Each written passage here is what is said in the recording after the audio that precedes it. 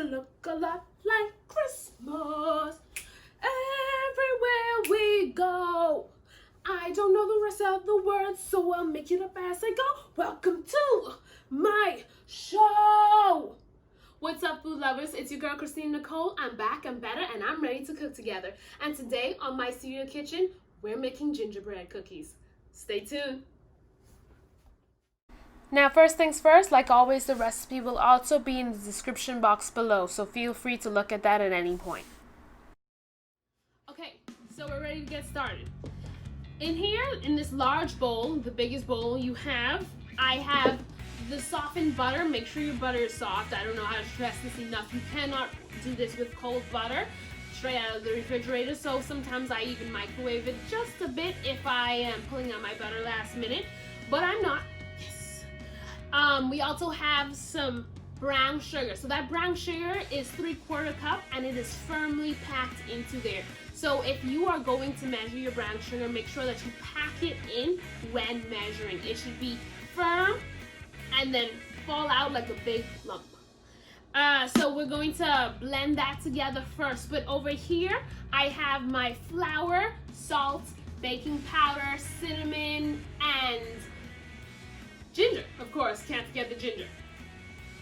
And then in this bowl here, I have the vanilla and the molasses. We have a lemon to zest, and we have 1 egg. So we're going to start combining all the ingredients. I'm going to give you a closer look at that. So get ready, let's go.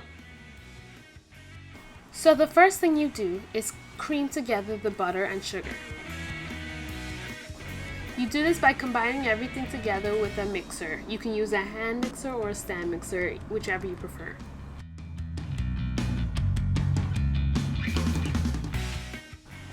Next, you add the molasses and the vanilla mixture to our creamed butter and sugar. Use a spatula to scrape the sides of the bowl to make sure you get everything.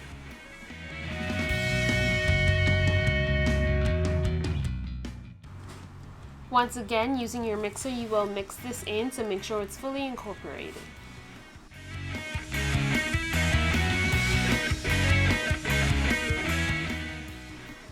It should look smooth and creamy just like the picture shown.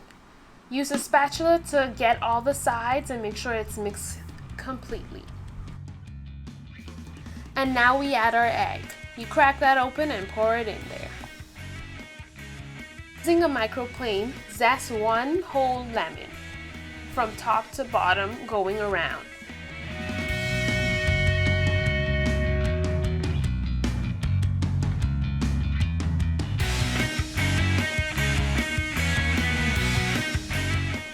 Mix those in there until fully incorporated.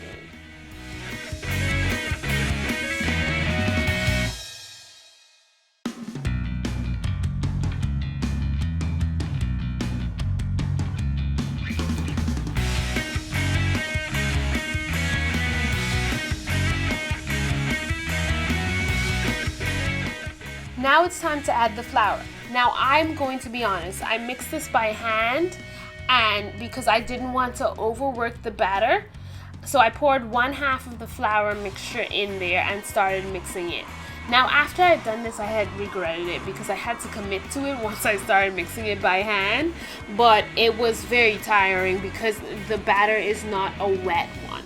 So because I mixed this by hand, it was a lot of arm work. So you feel free to use your mixer to mix in your flour until the flour is fully mixed in there. I even had to get my hands a little dirty just to make sure the batter stuck together and made one or a few different big balls.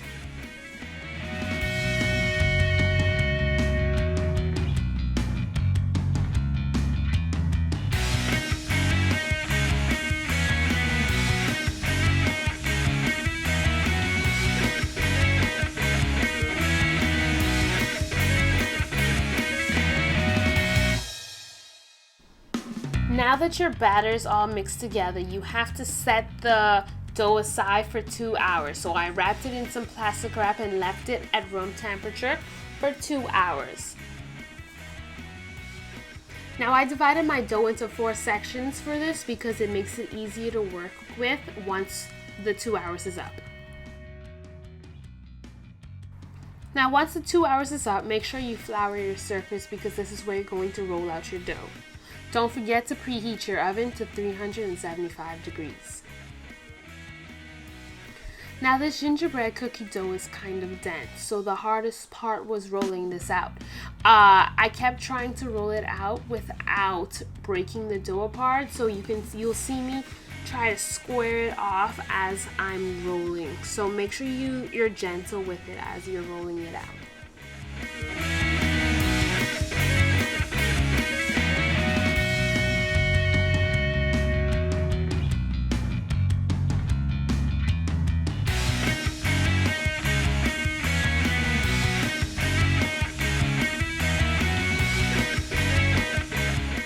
I like to turn my dough every once in a while just to make sure that it's not sticking to the surface. Of course, that's not necessary, but it definitely helps me.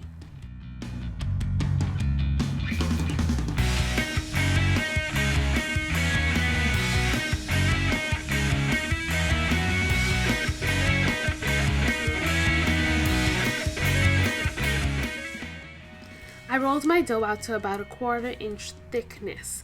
Once that was done, it was time to cut out our gingerbread men and women, of course.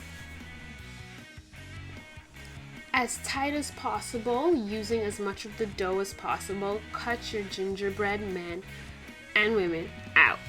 You just put the cutter there and press firmly. Before you start to put these cookies on our sheet pan, make sure you line the sheet pan with parchment paper.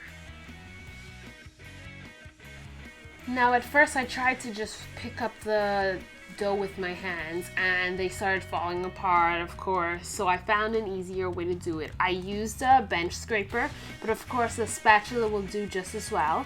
You use it and you pick up the whole dough and then you place it onto the parchment paper lined sheet pan.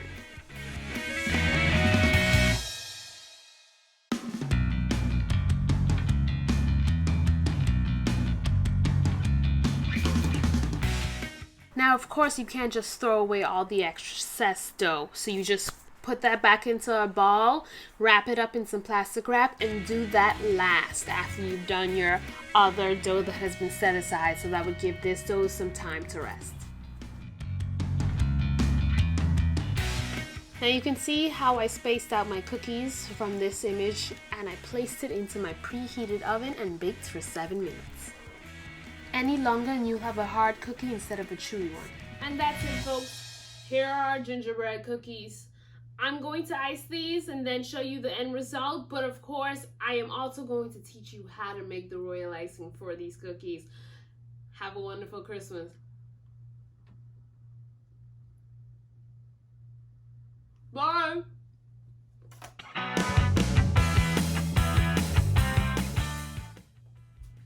I ate that bitch.